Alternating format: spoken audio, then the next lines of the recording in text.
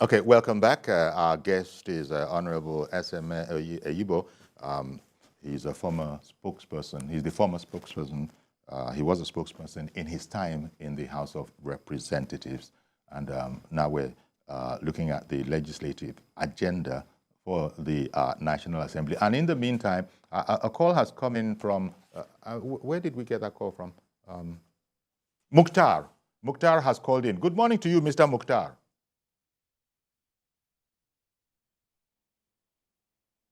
Mukhtar calling in from Kano. Good morning to you, sir. Are you there? Mukhtar in Kano. Good morning. Good morning. Oh, good morning. We've been on for precious seconds. Please go ahead now, sir. Yeah, I would say good morning, Uncle Yori. How are you doing? Very well, sir. Good morning, sir. Thank you for calling in. Yes, as far as your topic is concerned, the legislative agenda for Akpabio, I think the agenda is 2 or 3. All the National Assembly are subservient to the executives. Yes, all the National Assembly are subservient to the executives. They don't do what is right for the people. They just become rubber stamp whatever the presidency wants. So we have seen enough. We have had enough. So what are they doing? They are the representative of the people. They don't protect the interests of the people. They don't intervene in crises which affect the populace of Nigerians. So it's the same agenda. It's the same agenda. I can't understand. Thank you very much. Well, thank you very much. Well, Mukhtar calling in from Kano State. Well, Honorable, you heard it. Mukhtar, I want to tell you something. It is very unfair for you to use the past siege mentality to visit on the present Senate, because the Senate has not even started. It's resuming on the 4th of July. And for you to now begin to talk about rubber stamping now, it's highly speculative. But maybe, okay, Honorable, if that is so, maybe we could turn it around, because if he's looking at what went on in the past, do you feel optimistic that this is a different house now, this 10th Assembly? I can bet you, from the quality of the membership of the current Senate, from the quality that is, the current Senate is dominated by men and women of capacity, pedigree, and experience, and is led by a man who is not desirous to become a champion, a man who is running a race of history. Senator Usman Usman is running a race of history to the extent that he wants to serve as a connecting rod between the people and the government. He has already started doing that at the personal level. And we should give the current Senate the benefit of the doubt. The issue of rubber stamping does not arise. You know, the federal government has just... Honorable, I just want to give you a point here. Okay, please, sorry. Go ahead. For the benefit of Mukhtar, the federal government have just said no to fuel subsidy. The inflow from the withdrawal of that fuel subsidy, the president has said he's going to invest it into infrastructure, going to invest it into education, going to invest it into health. He has already shown sufficient integrity by signing into law the Students' Loan Act. He has started reform, the reunification of the exchange rate and reform of the central bank, which of course we need to have a proper financial system. In all of this reform and effort, an electricity act, which is going to bring, we're going to have an inflow of foreign direct investment.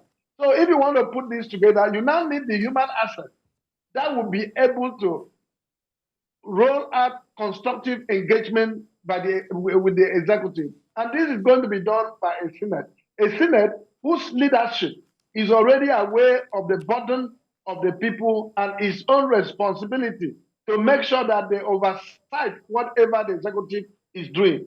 So the issue that people expect the legislature from day one to begin to quarrel and fight with the executive, that is a needless activism. We are no longer in activism. We are in democracy. And democracy has set a ground rules for separation of powers and, of course, for checks and balances. That can only happen when the issue is thrown up there. And where is the people in all of this? There are always rooms for committees, for oversight, for various legislative activities. The people should now be able to learn to participate in this process. you know. Yes, So indeed. doing this, we all have a responsibility. Yes. In fact, I was going to say, when people talk, when we talk about, in conversations in Nigeria, when we talk about this rubber stamp phenomenon, whether state legislature or the National Assembly, I think people really mean that in the sense of a policy that they probably think is not necessarily for their benefit. It probably is self-serving, and so that they would, quote unquote, rubber stamp it. For example, to make an example of the ridiculous, just for to understand it, you know, if the National Assembly were to come up with a position where every Nigerian should now be paid, indeed, a wage that will take him home, that will feed him and his family, and that will leave some over for savings, it must be done like that. You know, if the National Assembly were to agree, I don't think anybody would call that a rubber stamp, because it favors the people. Let me also put this across to you. For example, the president, the inflow from the withdrawal of the fuel subsidy. Yes. That is being put into either the building or the rebuilding of the refineries, or certain policies of government that will make fuel supplies uninterrupted and affordable, that will be able to provide hospitals at various constituencies of this country, that will be able to give an average Nigerian child who has graduated from school opportunity to compete with his peers anywhere in the world. Do you still consider such a collaboration between the legislature and the executive as being rubber stamping? Exactly. So you're very right. It's not the issue of... it's only when people feel that it is not in their interest, but it is self-interest, which I think you said at the top of the program, legislators have to eschew and, become, more.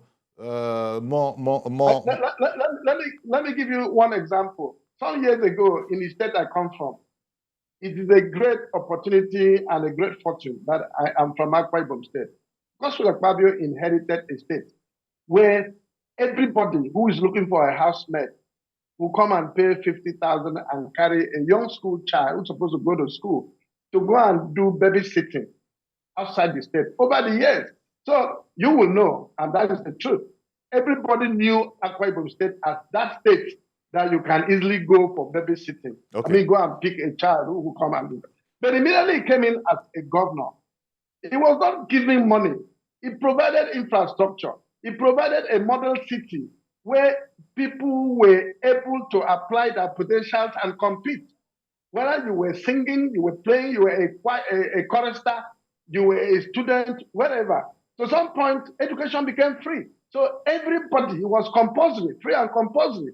If you go to Akpabio today, you are going for either tourism, or you are going the Super Six. The Super Six football have just finished. One of the centers of the Akpabio have just finished. We have the best stadium. We have a lot of activities citizens are participating in. You have good hotels. Look at our airport. Ibom A is one of the best in this country. That is transformative leadership. Mm-hmm. This is the kind of leadership we want to see in Nigeria.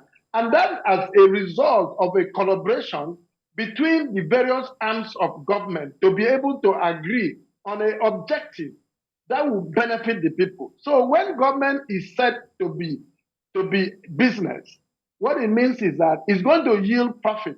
The profit in government is the attendant positive impact on the people as a consequence of government policies and activities.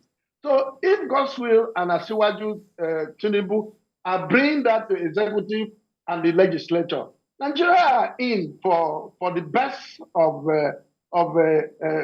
of profit they ever imagined in government. All what I'm asking is, we should give our leaders the benefit of the doubt. Indeed. We should dethrone. We have worship. We have gone on religious tourism. We've gone to Jerusalem. We have gone to Mecca to pray. And all what we are doing. And every year, poverty is rising by the day. And we keep using the politics of religion, the politics of ethnicity, We keep using these things to distract governance. And who suffers for it is the majority of the people in the population. Indeed. Why should an individual, when I heard Mazi, when he was talking, he said something about a faction trying to produce minority leader in the Senate. You know, why should individuals constitute themselves into behemoth of monstrous proportion? The institution should be allowed, the process. No individual represents all those political parties. So those people should be allowed. They are matured and they are senators as a matter of right. By procedure and standard, they have reason to elect their minority leader, but not to go and open up a box and bring out somebody who believes that he's greater than the institution. Okay. And most of these people are beneficiaries of bad governance. They are products. They are products of corruption. You know, so we should depart from the past and allow the system to be process-driven. And of course, the National Assembly, other members of the National Assembly have the right and of course the prerogative and discretion with judgment to be able to determine who should be their leader. You know, they all know each other. They know those people who are coming. They know there are a lot of mercantilist politicians. And most of these mercantilist politicians are coming back with that mentality. And the Siwaju Ahmed Tinubu have said that Nigeria is no longer business as usual. Nigeria has transited from business as usual, yes, to value addition. And Godswill Obodo Akpabio, I can tell you, if you like to take it, what Godswill Akpabio is to the Nigerian legislature is a function of supplements to the human body. So is a supplement, is a balanced diet that will be able to put together a legislature that everybody in the legislature is going to be impressed. The next problem I'm envisaging is going to be when they release the committees. A lot of people will say, "Oh, I am not put in the proper committee, and the committee that are putting me is not juicy." Individuals should be able to learn and raise their capacity. That people have elected them. They should be able to cultivate the value addition into their lives. And if you are given a committee, you should turn the committee around to make it juicy. Well, it's a very controversial area because I was even surprised. Yeah. So it is true then that among themselves, the honorable and distinguished legislators, they actually talk about those things. I thought those were things from the outside. Why would a person be looking for a juicy committee? No. What does juicy mean? It's a perception. It's a perception. It's a perception. And usually it's a creation of minds that are diseased, you know, in bad governance. It is a perception created by minds that are diseased in bad governance. Because a good guy who is ready to serve should be able to turn Committee Z to Committee A. You know, so it depends on your capacity. You have not even resumed there because you saw when the other man was the chairman and so many things were done, were turned around and all of that. You want to go and inherit. It's no longer business as usual. Okay. Bring your capacity to the table, yes. And this is probably going to test a lot of the people that we have just elected into the National Assembly. The quality, if it is no longer business as usual, there are, I mean, the functions of the National Assembly are many and varied. You know, on the one hand, we have this situation where people are, on the one hand, we have the situation that we've been talking about, relations between them and the executive, but there are also many other functions. For instance, lawmaking itself, that's another important function. Lawmaking, actually sponsoring. The current Senate and the current National Assembly, the law they have is that Godswill Obodo Akpabio is the chairman of the National Assembly and president of the Senate. Godswill is very constructive. Godswill is very development conscious.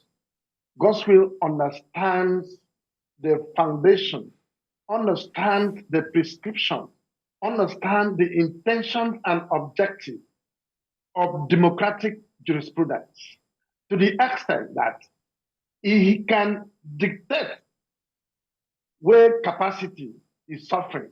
Okay. He can observe where there is deficiency. And he can cover up that gap immediately by either training or putting together a program that would be able to rest the weak to become strong. Because the issue, the issue some people suffer is the issue of that self-identity, the deficit of self-identity. And when once they begin to feel so, that deficit, it affects their productivity. Okay, let me bring on Usman. Usman has called in from Auchi. Good morning, sir. Good morning. How are you? Good morning, Usman in Auchi. Go ahead, please. So I'm so happy Usman, with your discussion, and I'm at the same time so pleased with the gentleman on the television that telling us a lot of things about the government of Nigeria today. The problem that is really befalling us is that, like he rightly said, is that we are, most of our candidates in the House of Assembly, they feel purpose and the same time they are bigger than the institutions which brought them there. These are the problem befalling us. But if they look very well, look inwards, that in Nigeria people need them, mostly because they are the first-class citizens. If they look very well, the Nigerian people that the Nigerian people are after they watch them and they want them to make the success of this country to be for every one of them, because they themselves, luckily enough for them, they are not too. They are okay, but the average Nigeria is suffering. So these are the things they should look inward, so that they should know how to legislate, so that Nigeria should grow very well within the present government, because the present government are taking the necessary steps. As they are taking the necessary steps, we believe that within the few times ahead, maybe 1 or 2, 3 years, we'll go to the promised land. So this is what Nigeria wants, because Nigeria is a land of honey and milk. Yes. They should protect it for us. Thank you very much. Thank you very much, Usman, calling in from Auchi. Did you want to react to that? Please go ahead if you wanted to, sir. Okay. I wanted to assure Usman that he said the promised land. We are already in the promised land. The kind of leadership we have now in the federal government. In 1963, the Daily Times of 1963, about November, procrastinated in his editorial about the future of Nigeria in 70 years. But we are not yet in 70 years. Those things the editorials intended and indeed captured are here with us. Asiwaju Ahmed Tinubu was an architect, he was a driver, he was a cultivator.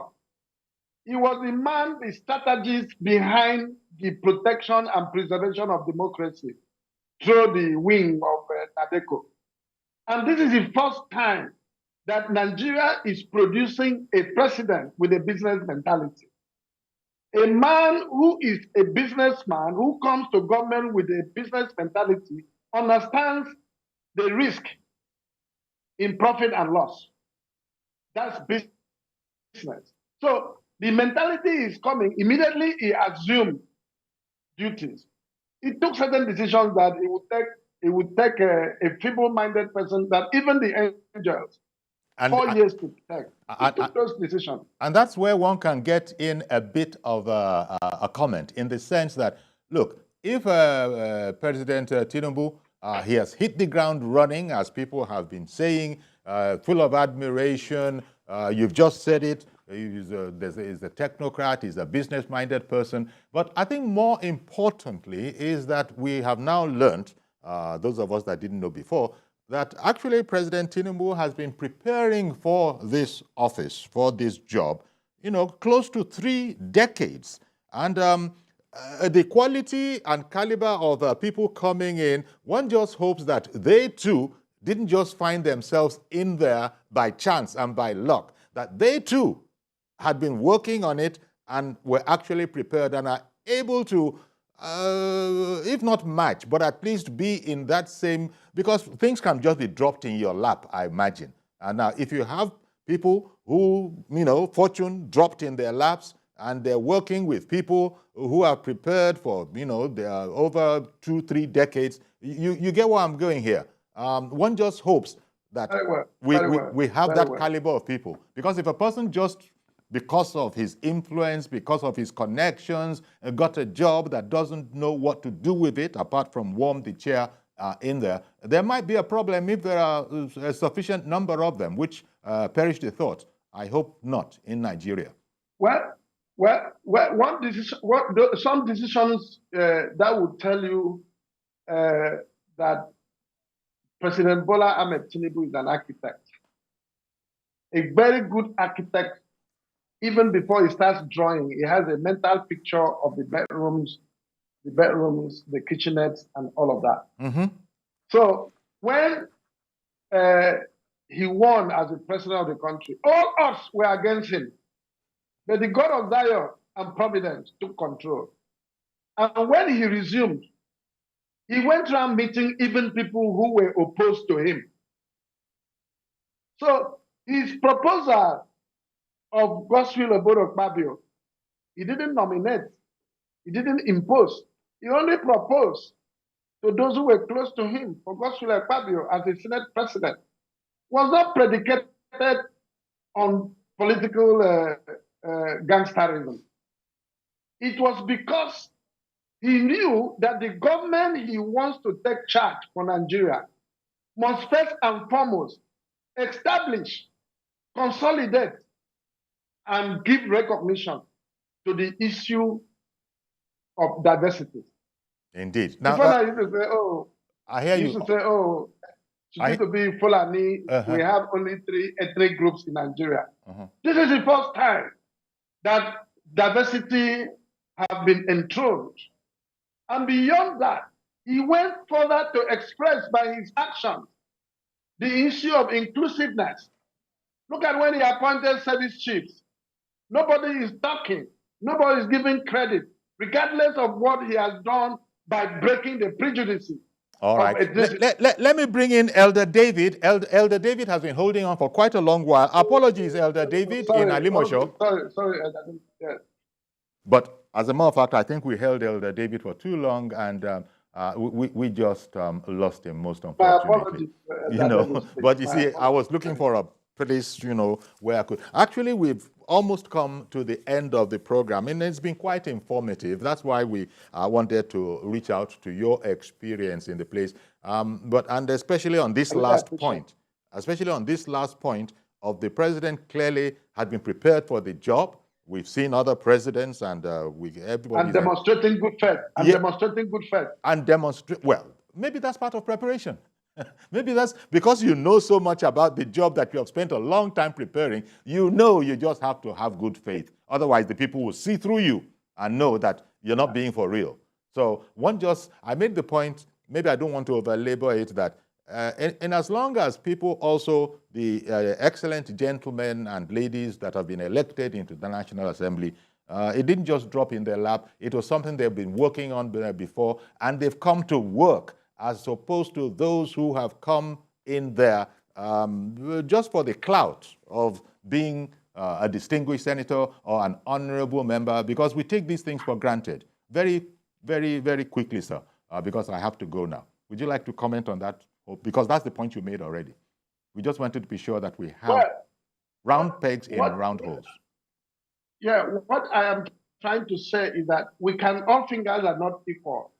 But those fingers that are not equal should not shy away from learning to improve on that growth. There's opportunity for growth and development in this country, and we need harmony of purpose. We need institutional integrity and cooperation to be able to build it. But I want to bet that under the watch of Godswill Akpabio as the chairman of the National Assembly and president of the Senate, Nigeria shall witness elaborate and robust constructive engagement with the executive.